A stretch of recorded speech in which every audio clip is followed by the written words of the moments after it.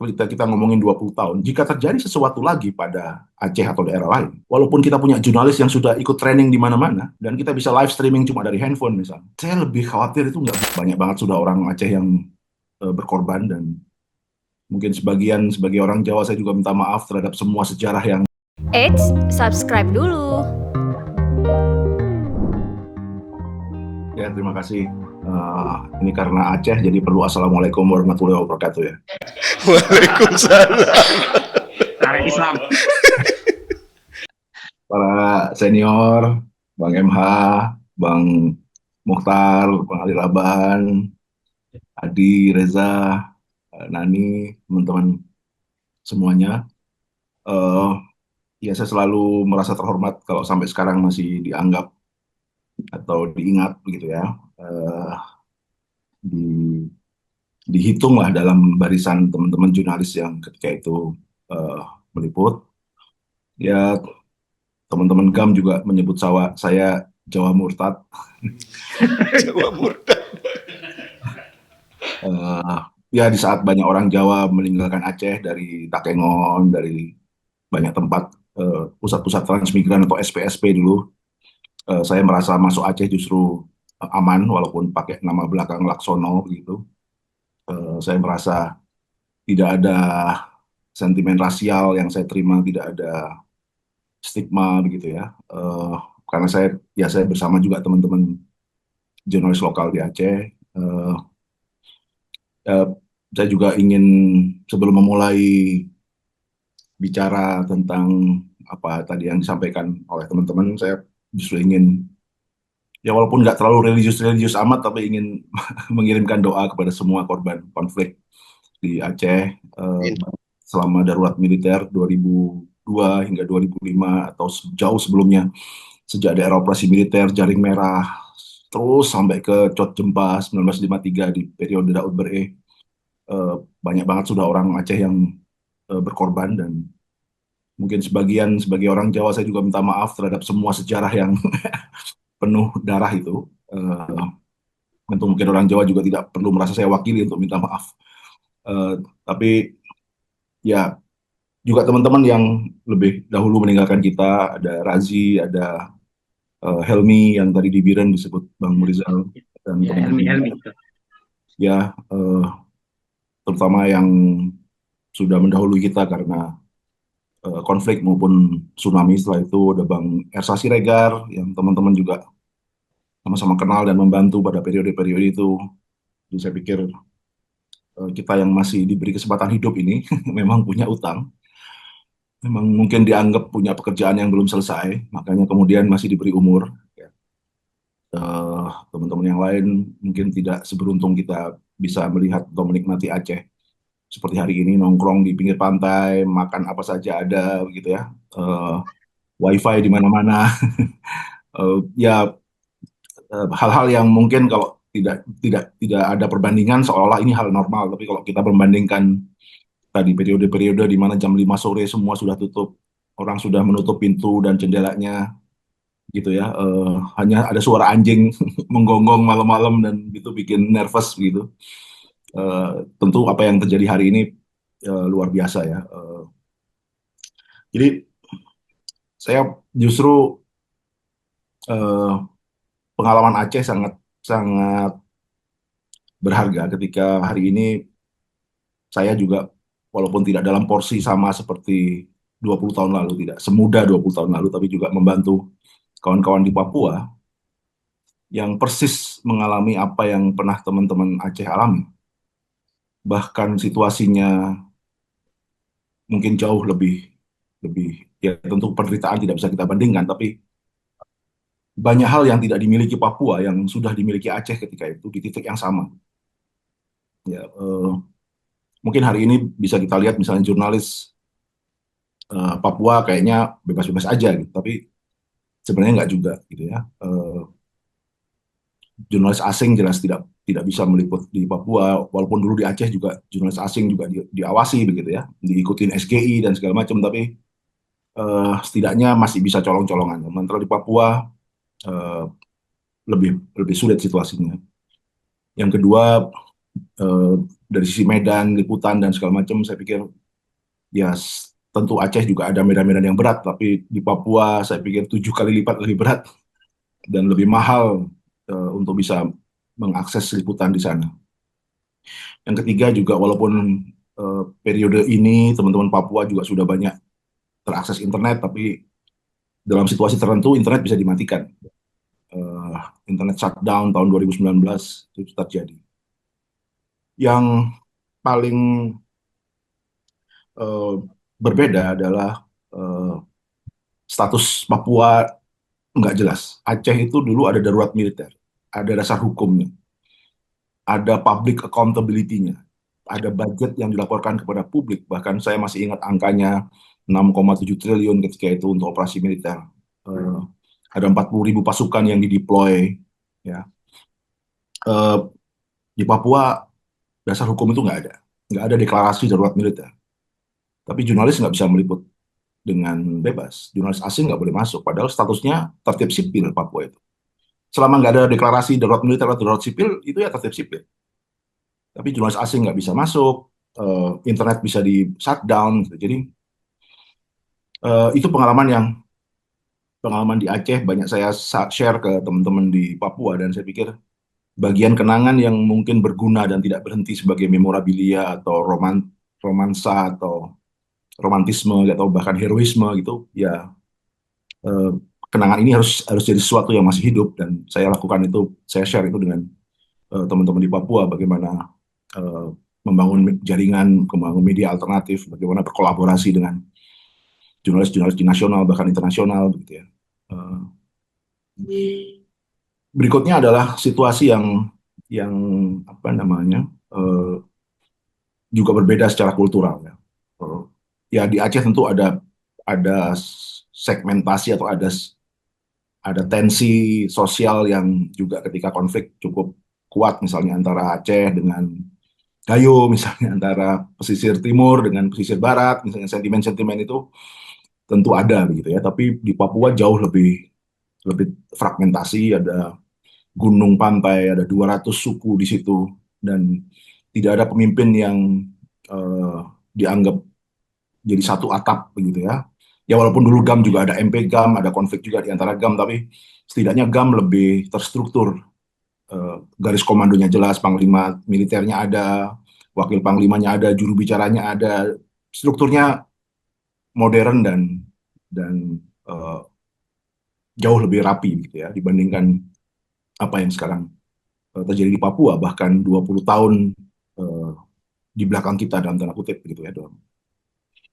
So jadi menurut saya sebelum saya cerita soal sejarah dan romantisme tadi, saya justru sebenarnya mumpung saya ingat, saya pikir teman-teman Aceh ini punya warisan pengalaman yang luar biasa, yang saya pikir mungkin dalam konsep sedekah teman-teman bisa memikirkan jaringan teman-teman Aceh, mungkin membantu juga teman-teman di Papua dengan pengalaman teman-teman jurnalis dan apa yang bisa dilakukan begitu ya, agar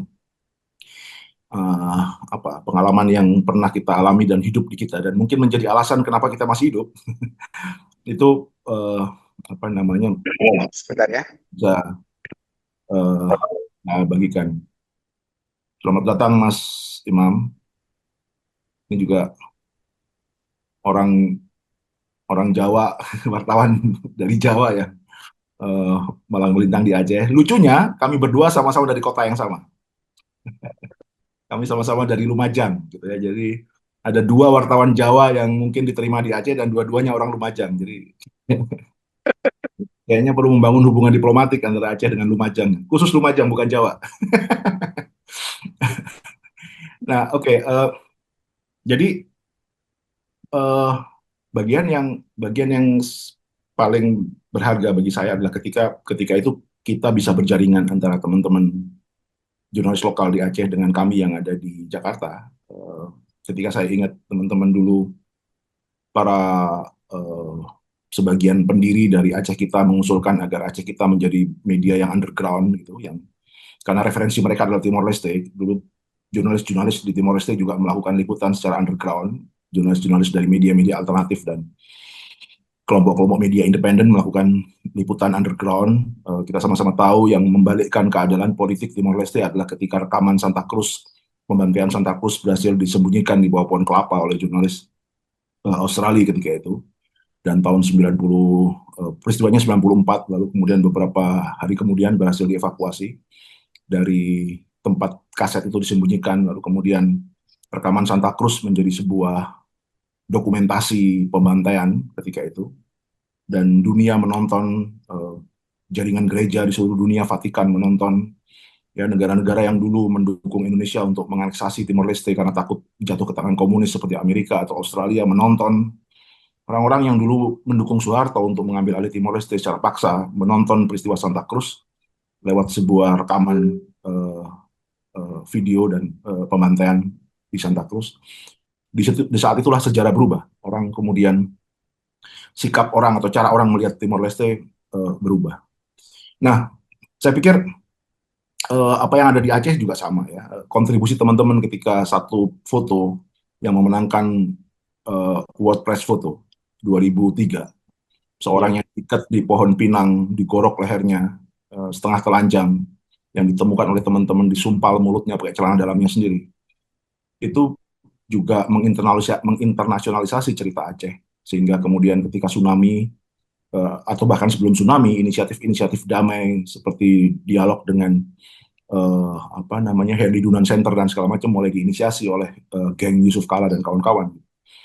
Nah, jadi peran informasi yang membuka itu semua itu ketika itu dilakukan, dan belajar dari Timor Leste ketika itu kita sepakat bahwa kayaknya kita perlu underground saja karena Aceh ini keras sekali. Saya termasuk yang tidak setuju ketika semua orang harus anonim ketika itu. Sehingga biarlah sebagian teman-teman yang di lapangan bekerja secara anonim, tapi Aceh kita harus punya kantor redaksi yang jelas, penanggung jawab yang jelas, alamat yang jelas, dan nomor telepon yang bisa dihubungi oleh siapa saja, baik GAM maupun TNI. Jadi akuntabilitas dari keberadaan kami ketika itu, teman-teman di Aceh kita, yang membuat informasinya justru kredibel, dianggap kredibel, begitu ya. Walaupun yang lain bekerja anonim dengan kode, ya saya lupa Nani AK berapa Nani? Nani ketika itu bekerja di Jakarta Post. Akan 47 kali ya Mas? Nggak sampai. Sebelum akan 47 Aceh kita udah bubar. Saya ingat cuma 40 atau 41 ketika itu. Tapi kode-kode itu yang kemudian kita pakai untuk menyembunyikan. Jadi Yuswardi yang kerja di Tempo, ya mungkin orang-orang Kodam taunya mereka kerja di Tempo di Jakarta Post gitu ya. Tapi sebenarnya mereka juga mengirim materi yang sama ke Aceh kita dengan samaran. Jadi mengakalinya begitu. Tapi kemudian kalau saya refleksikan sekarang, kalau Santa Cruz 94 sebuah rekaman pembantaian atau katakanlah dalam konteks Asia adalah World Press Photo tahun 2003 yang bisa membuat dunia melihat gitu ya. Atau bahkan kita tarik mundur lebih jauh lagi bagaimana perang Vietnam, jurnalis-jurnalis Amerika yang meliput Vietnam walaupun pakai metode embedded, mereka justru melaporkan dari garis depan dengan sangat jujur, dengan rekaman-rekaman footage yang real. Ada Peter Arnett ketika itu, Walter Cronkite ketika itu, mereka ikut tentara Vietnam, tapi mereka melihat bagaimana tentara Amerika berperang dengan sangat jorok di Vietnam. Gitu ya. Kampung dibakar, orang dibantai, pakai napalm, pakai Agent Orange, meracuni padi dan tanaman-tanaman orang Vietnam. Sehingga jurnalis-jurnalis Amerika melaporkan jalannya perang Vietnam yang jorok itu, dan kemudian terjadi gelombang anti perang di Amerika ketika itu. Nah, ini pentingnya sebuah dokumentasi. Tapi hari ini yang kita lihat adalah sebuah standar moralitas terhadap sebuah informasi yang membuat orang seluruh dunia kayak enam itu apa ya? Baal apa ya bahasa Indonesianya? Kebal atau apa? Nggak punya perasaan lagi gitu. Karena kita apa? Imun ya? Imun, ya, seperti itu. Anda bisa melihat yang sering disebut sebagai the most documented genocide in human history, yaitu di Gaza. Itu menggambarkan bagaimana dokumentasi perang, pembantaian, kejahatan pada kemanusiaan nggak bisa berbunyi lagi. Kalau kita bandingkan dengan Santa Cruz 94 misalnya, untuk konteks Indonesia, atau perang Vietnam untuk yang direkam para jurnalis Vietnam, jurnalis Amerika di Vietnam, nggak bunyi apa-apa. Demikian juga di level Papua. Kita melihat setiap hari ada orang mati di Papua, dan itu nilai beritanya sama dengan seekor kucing lucu atau gosip artis atau meme yang viral atau sound horeg misalnya di media sosial. Karena media sosial juga tidak mengenal konsep layout dengan headlines. Karena pembantaian di Gaza, pembantaian di Papua dengan kucing yang lucu, yang viral, itu sederajat nilainya. Peluang untuk kita scroll sama. Nah, di titik ini, kita ngomongin 20 tahun, jika terjadi sesuatu lagi pada Aceh atau daerah lain, walaupun kita punya jurnalis yang sudah ikut training di mana-mana, walaupun kita punya semua teknologi 4G, 5G, dan semua Starlink dan segala macam, yang sekarang Bigan yang mahal itu udah nggak laku, udah pakai Starlink yang lebih murah. Walaupun kita punya itu semua, dan kita bisa live streaming cuma dari handphone misalnya, saya lebih khawatir itu nggak bunyi apa-apa dibandingkan satu rekaman dari tape analog yang direkam oleh anak-anak di Santa Cruz atau oleh jepretan foto siapa yang menang World Press Photo 2003. Tarmizi Jadi, Alfa. Tarmizi Alfa, betul. Tarmizi Alfa. Sekarang Ustadz Tarmizi Alfa. Tinggal di Sumatera Utara sekarang.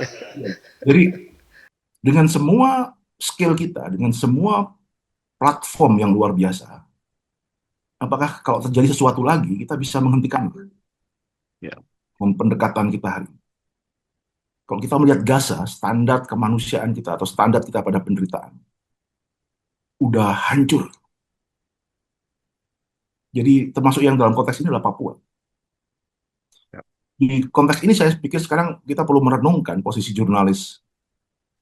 Kita mati-matian meliput peristiwa konflik atau kemanusiaan pun belum tentu mendapatkan perhatian orang. Belum lagi kalau dihajar buzzer misalnya. Ya, saya punya pengalaman dihajar buzzer bolak-balik dari Sexy Killers, dari Dirty Food, saya dihabisi oleh buzzer-buzzer itu. Lalu kita belum merumuskan sebenarnya ketika terjadi lagi peristiwa berdarah seperti Aceh. Walaupun dengan platform yang seperti ini, dengan standar seperti Gaza yang kita lihat atau Papua di konteks Indonesia, kita sebenarnya nggak ngerti teorinya lagi. Mas Imam Wahyudi sekarang maksudnya sebagai senior kita tanya apa rumusnya. Semua juga bingung. Mikirin hidup media aja pusing, apalagi bagaimana menyiasati advokasi kemanusiaan dalam jurnalisme advokasi ketika konflik misalnya. Jadi menurut saya PR kita dalam peringatan ini selain ya mengenang tadi apa namanya merayakan kenapa kita masih hidup, PR kita saya pikir adalah bagaimana kita mulai berpikir dan merumuskan jika konflik atau tragedi kemanusiaan seperti Aceh terjadi lagi dan memang sedang terjadi di Papua. Apa yang bisa kita lakukan. Makasih Pak Nandi. Pak Nandi, satu lagi barangkali bisa dibagi momen-momen penting dalam dalam liputan lapangan, baik itu pada masa konflik atau pasca damai. Ya, saya pikir semua momen penting ya, karena kita dulu kalau sama teman-teman masuk ke daerah zona merah atau tempat konflik atau kontak senjata, kita selalu kombinasikan antara rombongan yang ada Jawanya dan rombongan yang ada Acehnya begitu ya. Saya pikir teman-teman sudah sering baca cerita itu. Kalau ada tentara dari Jawa, dari Diponegoro, Siliwangi, atau Brawijaya, saya yang maju gitu ya. Kalau Siliwangi saya masih bisa lah ngomong-ngomong Sunda begitu kan. 5 tahun saya kuliah di Bandung. Jadi saya bisa 2 bahasa dari batalion paling utama yang terjun di Aceh ketika itu, yaitu Diponegoro, Brawijaya, dan Siliwangi. Gitu. Lalu kalau masuk ke basis-basis GAM dan ketemu kombatan ya teman-teman lokal yang maju bicara bahasa Aceh dan segala macam, dan mereka juga mengenalkan saya sebagai orang Jawa dan segala macam. Jadi ya itu sering kami alami dan saya pikir itu kenangan kolaboratif yang keren, yang sederhana banget sebenarnya idenya, gimana kita menghindari menjadi jurnalis resmi koops dan kita mencari sendiri metode gimana bisa meliput langsung di akar rumput dengan tetap aman dengan metode-metode yang sederhana. Ya mungkin yang nggak saya bisa lupakan satu peristiwa di Kampung Janda. Saya lupa Kampung Janda itu namanya apa ya di PD. Ya, di Kampung Janda ketika meliput dengan teman-teman di sana, artileri semacam howitzer, ya, ditaruh di tengah perkampungan gitu yang jelas-jelas melanggar konvensi Jenewa gitu. Dan ya saya bicara dengan komandannya yang orang Jawa di situ. Jadi, ini kalau posisi artilerimu diserang GAM, pasti kontak senjatanya orang sekampung ini mati semua. Ya. Hal yang seperti itu yang kalau tadi Bang Murizal juga bilang bahwa kita tidak hanya meliput tapi juga melakukan tugas-tugas diplomasi kemanusiaan di bawah dengan cara masing-masing. Saya pikir itu benar. Kita tidak hanya sebagai observer, tapi kadang-kadang kita juga ya gatel aja gitu. Kita kadang-kadang juga masuk intervensi gitu ya untuk memitigasi hal-hal yang bisa kita cegah. Saya udah lama nggak berhubungan dengan generasi muda. Paling muda ya si Reza inilah paling muda kan. Di bawah Reza saya kayaknya udah nggak terlalu banyak kenal gitu. Jadi saya juga nggak tahu bagaimana Reza mungkin masih kecil juga masih mengalami konflik, tapi saya yakin di bawahnya Reza mungkin juga sudah nggak mengalami konflik. Semua sudah generasi yang native Helsinki gitu ya. Semua lahir yang pasca MOU gitu ya. Nggak lagi pernah ngalamin yang situasi seperti Reza tadi. Nah, ini tantangan sebenarnya, karena ini mungkin seperti teman-teman ketika mulai liputan darurat militer dan bukan generasi yang lahir di era Gunung Halimun, atau ketika deklarasi 76, ya. Atau teman-teman yang mungkin jauh dari peristiwa Cot Jempal 1953, gitu misalnya. Jadi, tapi ketika itu kita belajar cepat, kita membaca sejarah, walaupun dulu perpustakaan masih manual dan masih pakai clipping manual, resource itu justru bisa kita akses. Yang agak paradoks adalah sekarang, ketika semua digital, itu kita cari servernya Aceh kita aja nggak ketemu. Jadi, jadi Kita bahas itu, Emily. paradoksnya di situ ya. Jadi justru ketika kita merasa banyak informasi dan dokumentasi yang kita punya, malah nggak tahu nyarinya di mana. Tapi kalau kita nyari bagaimana referensi ceritanya periode Daud Bereh misalnya, ya bukunya El Ibrahimi banyak gitu, atau bisa dapat gampang kita dapat. Gitu. Jadi saya bikin tantangan. Bahkan saya masih menyimpan footage-nya Bang Ali Raban dan Mas Imam Wahyudi di Sibakaka. Saya masih menyimpan versi aslinya. Tadi saya sampaikan bahwa kita justru di era digital dan multi platform ini kita kayaknya perlu merumuskan banyak hal ya. Bukan hanya soal skill liputan dan segala macam, tapi bahkan skill itu ada pun, saksi hidup dan para pelaku sejarah masih ada pun yang bisa menularkan ilmu, bisa mengajar, tapi kami semua gagap nih menghadapi, kita punya cerita sejarahnya, kita punya pengalamannya, kita punya skillnya, tapi kita nggak tahu gimana tadi menghadapi era di mana pembantaian sebesar Gaza saja seperti bergeming gitu, orang seperti bergeming melihat itu semua. Apalagi di level yang lebih kecil dari sehari mati seperti di Papua, besok ada mati lagi, besok ada mati lagi.